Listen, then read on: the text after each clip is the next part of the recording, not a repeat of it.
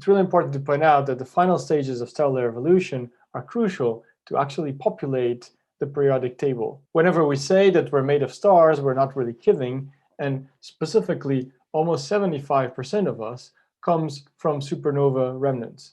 Essentially, the deaths of the most massive stars when they get to a core that's just made of iron and they can no longer fuse it further. But there's also non-negligible amounts of us that are actually made and dying low mass stars. Also a tiny little bit that actually comes from exploding white dwarfs, although those tiny little bits are really important. And for example, most of the iron in our bloods actually come from exploding white dwarfs.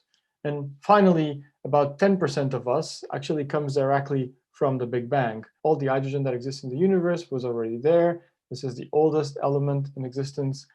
A lot of the helium was also already there, but much of it has been produced through fusion from hydrogen to helium. And a similar thing goes for lithium, for example, where some of it comes directly from the Big Bang, but most lithium was already produced in stars. And this is it for section 9, where we talked about star formation, the conditions for stars to form, including deriving an expression for the gene's mass, this critical mass at which a cloud will collapse.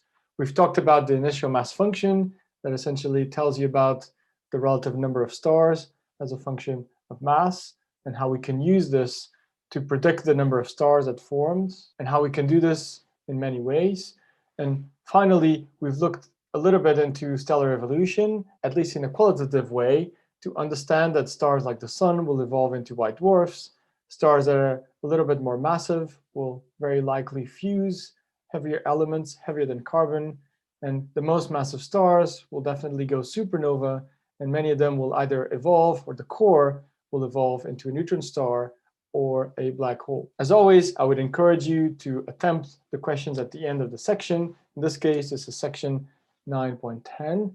And when you're done with that, you're definitely ready for the other section of this week, which is section 10, where we're going to be talking about our own solar system, the clues we have for its formation, also a little bit about the sun, and the formal definition of what is a planet and what is a dwarf planet. So I'll see you for section 10.